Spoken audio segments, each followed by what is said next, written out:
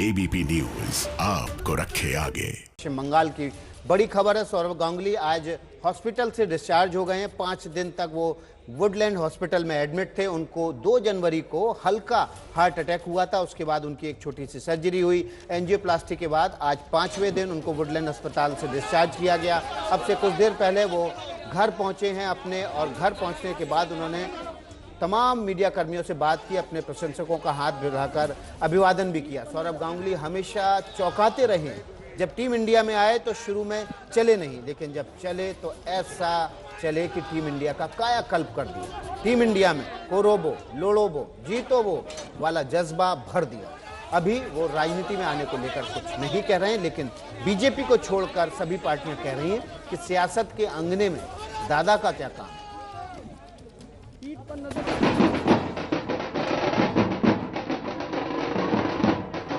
48 साल के सौरव गांगुली बंगाल के लिए यूथ आइकॉन है।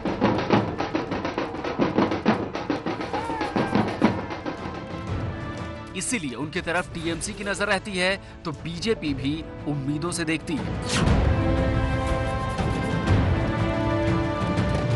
इसीलिए जब विधानसभा का चुनाव सिर पर है तो सबकी नजरें गांगुली पर हैं कि वो क्या करेंगे।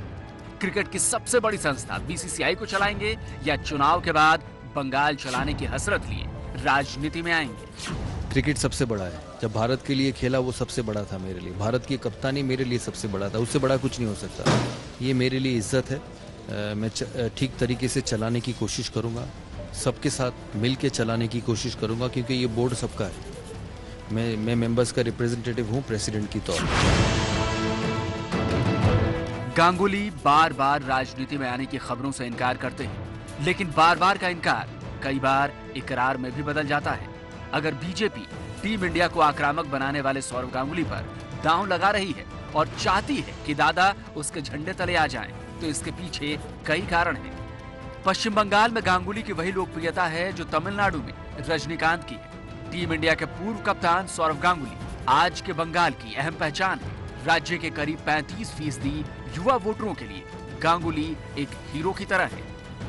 हालांकि सौरव गांगुली अस्पताल से निकलकर अपने घर पर आराम करेंगे, लेकिन 4 महीने बाद होने वाले चुनाव के मद्देनजर सूबे की सियासत काम पर लग चुकी है। पश्चिम बंगाल के तमाम राजनीतिक दलों को पता है कि दादा जिस पार्टी के साथ जाएंगे उसकी चांदी हो सकती है।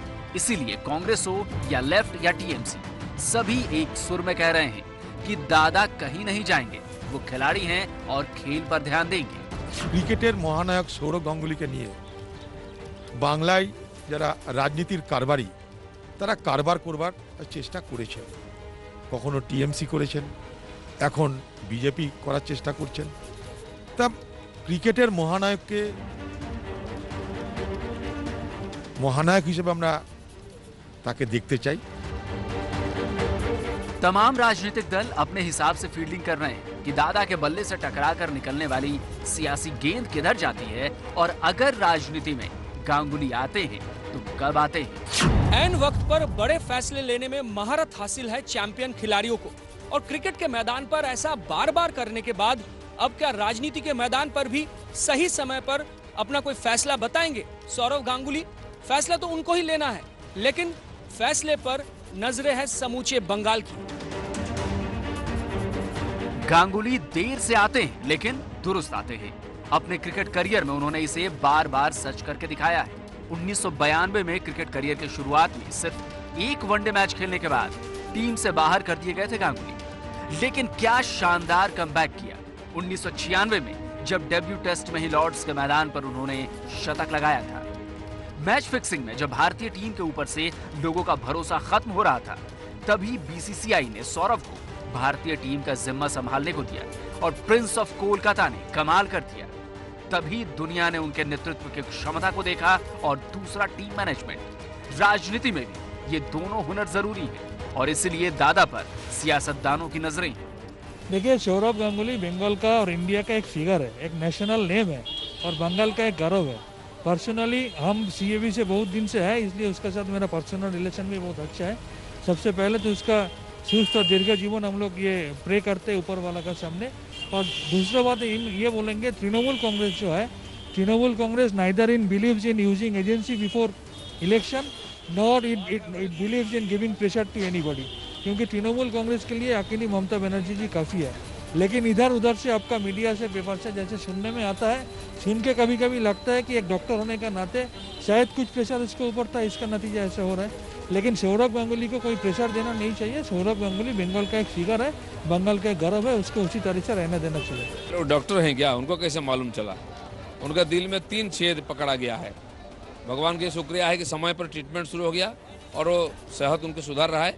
और इस समय सब लोग मिलकर भगवान से प्रार्थना करना चाहिए कि सौरभ गांगुली जल्दी स्वस्थ होकर घर आ जाए। सौरभ गांगुली की बल्लेबाजी का अंदाजा लग जाता था, लेकिन उनकी कप्तानी वाली रणनीति को बड़े बड़े दिग्गज तक भांप नहीं पाते थे। आज सियासत में उनके जाने पर अटकलें भरी हैं। वैसे बीजेपी के साथ उनके जाने का कयास इसलिए तेज है कि अक्टूबर 2019 में बीसीसीआई के अध्यक्ष बनने से पहले सौरभ गांगुली ने दिल्ली में गृह मंत्री अमित शाह से मुलाकात की थी। 27 दिसंबर 2020 को पश्चिम बंगाल के राज्यपाल जगदीप धनखड़ से सौरभ गांगुली ने ईडन गार्डन्स में उनको आमंत्रित करने के लिए मुलाकात की थी। 28 दिसंबर 2020 को अमित शाह और सौरभ ने पूर्व वित्त मंत्री अरुण जेटली की प्रतिमा के अनावरण के वक्त मंच साझा किया। और अभी बीमार पड़ने पर दादा को अस्पताल में देखने जाने वालों में जय शाह, अनुराग ठाकुर और केशव प्रसाद मौर्य थे। तो सौरभ की कप्तानी पर सबको भरोसा है, लेकिन अब सौरभ किसकी कप्तानी, किसकी टीम की कप्तानी करेंगे, ये एक बड़ा सवाल।